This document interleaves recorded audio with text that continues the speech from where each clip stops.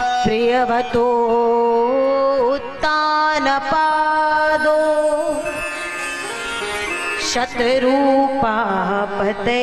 सुतो वासुदेवस्य कलया रक्षायां जगताय स्थितो। ये 3 कन्याओं के वंश का विस्तार से वर्णन कर दिया। अब आइए प्रियवतो उत्तानपादो शतरूपा पते सुतो। मनु और शतरूपा जी के जो 2 पुत्र हैं प्रियवत और उत्तानपाद, इनके वंश की का वर्णन करने के लिए आगे बढ़ते हैं। सुखदेव जी कहते वैसे यदि मैं उत्तानपाद की चर्चा करूं तो उत्तानपाद में मुख्यतः ऐसी कोई बात नहीं है जिसको कि मैं भागवत जी में लेकर के आऊं। बहुत ध्यान से सुनिएगा। लेकिन उत्तानपाद जी की जो चर्चा है वो उनके कारण नहीं अपितु उनके पुत्र के कारण है। जब ऐसा पुत्र होता है तो पिता की कीर्ति अपने आप बढ़ जाती है। लेकिन उत्तानपाद ने क्या किया जीवन में? उत्तानपाद की एक पत्नी है, नाम है सुनीति। सुनीति का मतलब है हमारी अंतर आत्मा। यह जीव उत्तानपाद है। इस जीव को या तो मन की माननी होती है या आत्मा की, और आत्मा की मानेगा तो भव से पार हो जाएगा, और मन की जो चंचल प्रवृत्तियां हैं इनकी मानेगा तो त्रिशंकु की तरह है, वो बीच में लटका ही रह जाएगा। अब देखिए कैसे। सुनीति उनकी पत्नी है, लेकिन एक बार शिकार करने के लिए गए हैं, एक वन में जंगल में पहुंचे, एक रूपवती कन्या दिखी। उसे रूप पर मुग्ध होकर के उसे लेकर के आते हैं, परंतु जैसे ही महल में लाए तो वहां उन्होंने सुनीति को देखा। उस कन्या का नाम हुआ सुरुचि, और वो सुरुचि है जो हमें ये जितने भी भोग पदार्थ हैं संसार के, इनमें जो हमारे मन को रुचि दिलाए वही कौन है? सुरुचि। बार बार अभी एक जगह कथा हो रही थी पिछले समय में मेरठ की तरफ। वहां पे भक्तों ने कहा बहन जी जब प्रसाद की बारी आती है ना तो आपको भीड़ बहुत देखने को मिलेगी। तो मैंने कहा ये सुरुचि का काम है। ये जो हमारा मन है, ये जहां पदार्थ आए ना, जहां हमें स्वाद लेना हुआ, चाहे वो कोई भी इंद्रिय हो, तो ये तुरंत देह दौड़ पड़ती है। लेकिन भगवत कथा के प्रांगण में वही आ सकता है, अति हरि कृपा जाहि पर होई, पाव देई यह मार्ग सोई। सुरुच ने जैसे ही देखा तो कहा यदि ये यहाँ है तो मैं इन महलों में निवास नहीं करूंगी, या तो ये रहेंगी और या तो मैं। कहते हैं उस समय सुनीति जी सगर्भा थी, परंतु ऐसी स्थिति में भी उत्तानपाद ऐसे माया के चक्कर में पड़े कि सुनीत को महलों से बाहर निकाल दी। और हमारी सुनीति अम्बा महलों से बाहर जाकर के पर्णकुटी बना करके निवास करने लगी। कल मैं 4 पंक्तियां पढ़ रही थी कि जो सच में महारानी है वो आज महलों से बाहर है, और जो वो सुरुचि कहां से आई, कहां मिली, कुछ पता नहीं है। आज उत्तानपाद उसे महल में रखते हैं। उसके बाद भी ध्यान से सुनिएगा, शायद कुछ प्रश्नों का उत्तर भी मिल जाए। सुनीत ने अपने धर्म को नहीं छोड़ा, और सुनीत ने यही एक बात ठानी कि समय पड़े नर क्या करे, सब समय समय की बात। समय पड़े नर क्या करे, सब समय समय की बात। किसी समय के दिन बड़े तो किसी समय की रात। कोई समय कभी आपको एक सा मिलने वाला नहीं है। ऐसे विपत्ति के समय में सभी में मिल जानो आप, बहुत ध्यान से 4 पंक्तियों को सुनिएगा। जब कभी जीवन में विपत्ति की घड़ी आए, दुख की घड़ी आए, तो ऐसे विपत्ति के समय में सबही में मिल जानो आप भय बेगाने। जब विपत्ति की घड़ी आए तो जो जैसा चल रहा है उसी में मिल जाओ। आप भय बेगाने का मतलब ऐसे विपत्ति के समय में सबही में मिल जानो आप भय बेगाने तो पाए काको गहिए। मतलब जब प्रभु ही थोड़े से बेगाने हो जाएं, भगवान ही थोड़ा सा रुख मोड़ लें, तो अब किसी और के चरण क्या पकड़ें। आप भये बेगाने तो अब पाए काको गहिए। दोष नहीं दूसरे को, ये दोष है अपने ही कुछ पूर्व के कर्मन को। दोष नहीं दूसरे को, ये दोष है कुछ अपने ही पूर्व के कर्मन को। अपने मन की व्यथा फिर काहू से ना कहिए। अपने मन की व्यथा फिर काहू से ना कहिए। जब लगी दीना नाथ कृपा हूँ नेक करें। जब लगी दीना नाथ कृपा हूँ नेक करें। तब लगी ऊंची नीची सबकी सहिए। दुनिया में किसके चरण पकड़ोगे? जब भगवान ने ही वरद हस्त हटा लिया है तो कुछ समय के लिए भगवान के ऊपर छोड़ दो और सबकी जितनी भी कुछ छोटी मोटी अच्छी बुरी ऊंची नीची बातें हैं ना, थोड़ा सह लो कि समय है। जब लग दीना नाथ कृपा हूँ नेक करें, तब लग ऊंची नीची सबकी सहिए। हारिए ना हिम्मत और बिसारिए ना हरि नाम। जाही विधि राखे राम, ताही विधि रही। सुनीति ने जो अपने जीवन में अगर उस समय सुनीति युद्ध करती, झगड़ा करती, लड़ाई करती, तो उसके गर्भस्थ शिशु में वैसे ही गुण आते। सुनीति मौन होकर के एक पर्णकुटी में जाकर के विराजमान हो गई। और महाराज समय बीता, सुनीति संतों के पास जाती है, भजन करती है, कीर्तन करती है। समय बीता, उसको भगवान के एक महान भगवत भक्त की प्राप्ति पुत्र के रूप में हो जाती है। और वो कोई और नहीं है, नाम है भक्तराज ध्रुव जी महाराज। जब सदमार्ग में चलेंगे तो ध्रुव पद, ध्रुव मतलब बैकुंठ, बैकुंठ की प्राप्ति होगी। और देखो जरा, एक दिन की बात है, सुनीति सत्संग में बैठी थी। संतों ने कहा, बेटी तू रोज आती है, इतना भजन किया तूने, इतना कीर्तन किया, हमारी इच्छा है कि हम तुझे कुछ दें उपहार में।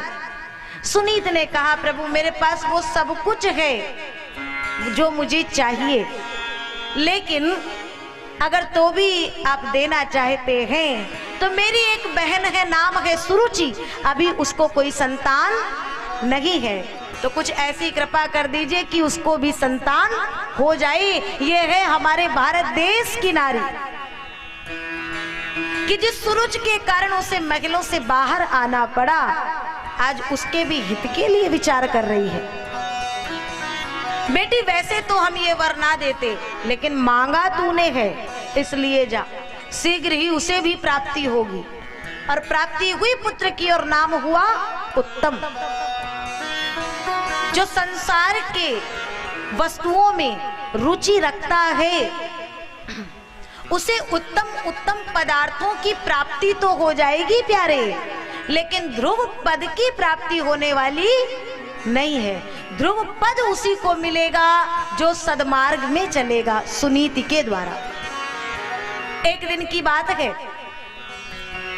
एकदा सुरुचे पुत्र मंकमारोप्य लालयन।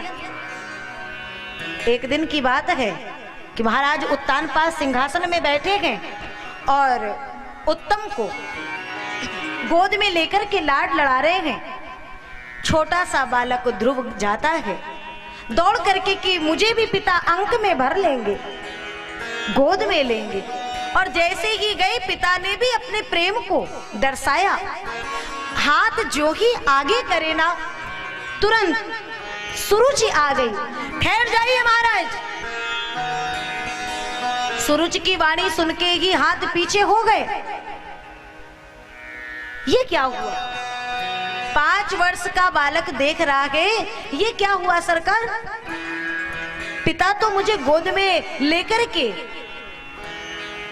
लाड लड़ाने जा रहे थे, प्रेम करने जा रहे थे, ये सुरुचि ने ऐसा क्या कह दिया जो पिता ने हाथ पीछे कर लिए?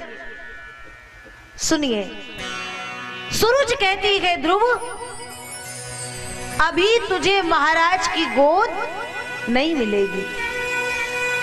कारण तेरे जीवन की सबसे बड़ी गलती है, सबसे बड़ी भूल है कि तूने उस सुनीति के गर्भ से जन्म लिया है।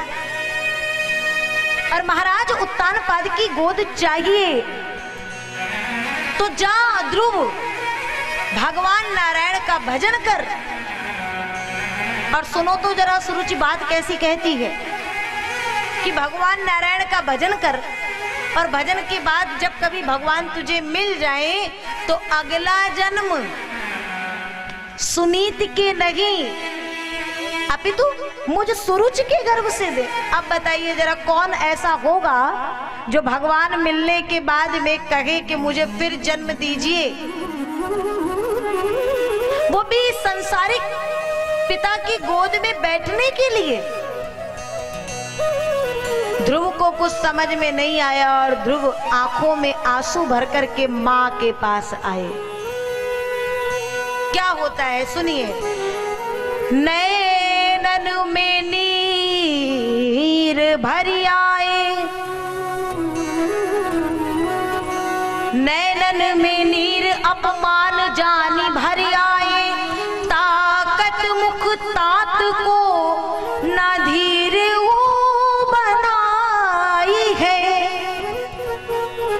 सूरज के वचनों को सुनकर के ध्रुव के नेत्रों में आंसू आ गए और देख रहे पिता की ओर कि कहीं पिता मुझे धीरज बधाएंगे, मेरे आंसुओं को पोंछेंगे। लेकिन ताकत मुख तात को न धीर हूँ बधाई है, रोष की प्रचंड आग, रोष की प्रचंड आग दौड़ उठी अंतर में और गौर वर्ण आनन पर दौड़ी अरुणाई है। गौर वर्ण आनन पर दौड़ी अरुणाई है, दातन सो दांत दाब, होठ फरकावे बहु। क्रोध इतना आ रहा है कि दांतों से दांतों को दाब रहे हैं जब क्रोध की स्थिति होती है। भौएं फड़क रही हैं, कांपे तन थर थर। ध्रुव जी की स्थिति, कांपे तन थर थर जनु नागिन रिसाई है। सका ना संहार दौड़ आया निज जननी के पास। सका ना संहार तो ताकत मुख तात को न धीर हूँ बधाई है, रोष की प्रचंड आग जाग उठी अंतर में, पर करें तो क्या करें, इसलिए सकाना संहार। दौड़ आया निज जननी के पास, अपनी माँ के पास ध्रुव दौड़ के आया और सिसकत लखी लाल को, सिसकत लखी लाल को ले कंठ ते लगाई है। लाल रो रहा है, रुदन कर रहा है, देख कर के सुनीति ने उठाया, कलेजे से लगा लिया।